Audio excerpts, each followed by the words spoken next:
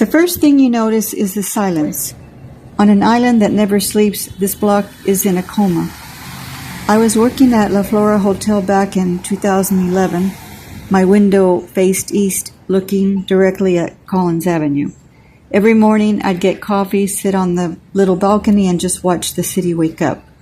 Tourists with roller bags stumbling to the beach, valet guys parking cars before the heat set in.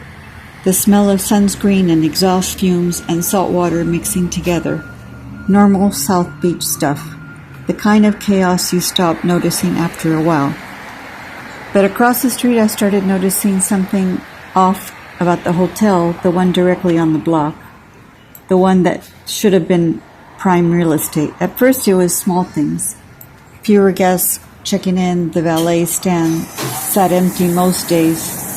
The awnings got faded and nobody replaced them. The traffic slowed down, the tourists stopped coming. A few months later, the doors were locked permanently. At first I thought it was just bad luck. A hotel fails every day, somewhere. Happens all the time in this business. But then I looked left, then right. The stores next to it shuttered. The offices above them empty.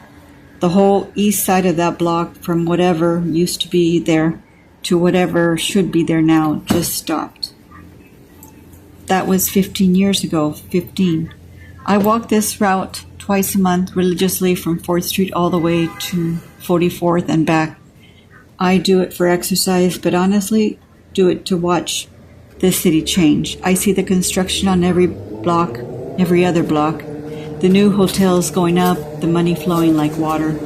The west side of this very street is booming right now. Restaurants packed till 2 a.m., music blasting from every doorway, lights on every window.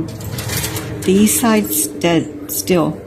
Same boarded windows, same faded signs, same chain link fences with weeds growing through them.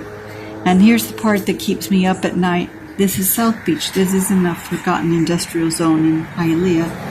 The dirt under these closed doors is worth more than most houses in America. We're talking miamibeach, Collins Avenue.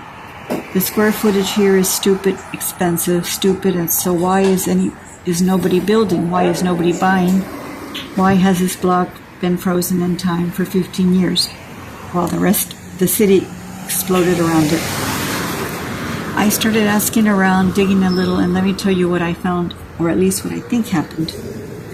First theory, a family divided. This happens more than you think down here. Old money from the 50s and 60s, hotels and apartment buildings passed down through generations.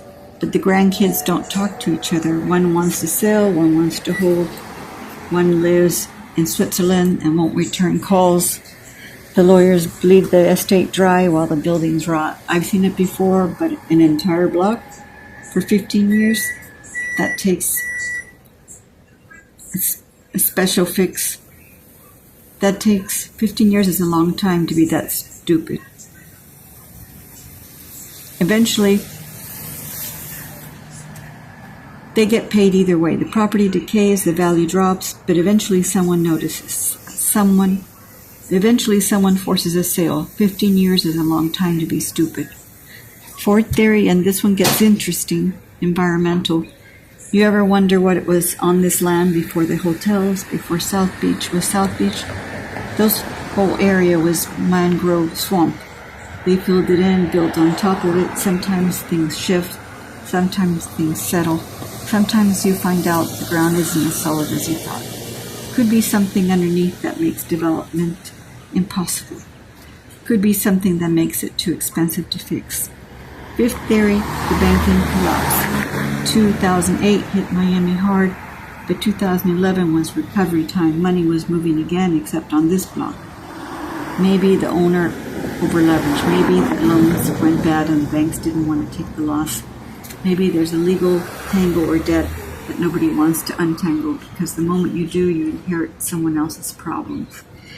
Like the hot potato that's been burning hands for 15 years. Sixth theory, and this one I actually heard from a guy who runs a bar 3 blocks down. He told me there was a murder, not a normal murder, a bad one. That kind that makes the news for weeks. Said it happened in the hotel right before it closed.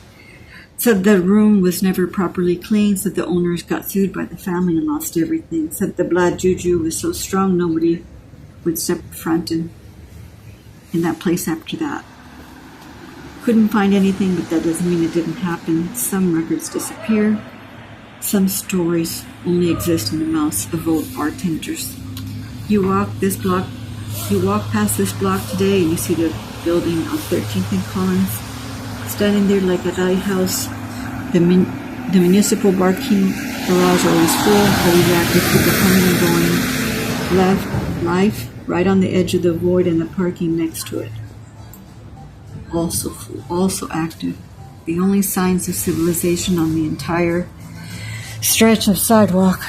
But that void, that long stretch of dead storefronts and empty windows, it stares back at you. Some places just get stuck like a record, skipping the same second over and over. A curse maybe, but if you ask me, after watching it happen from that window in 2011, after walking past it twice a month for 15 years, it's not ghosts, it's something worse. It's people who own something so valuable they'd rather let it die than let someone else have it. People go so stubborn, so greedy, so broken that they watch a fortune turn to dust just to prove a point.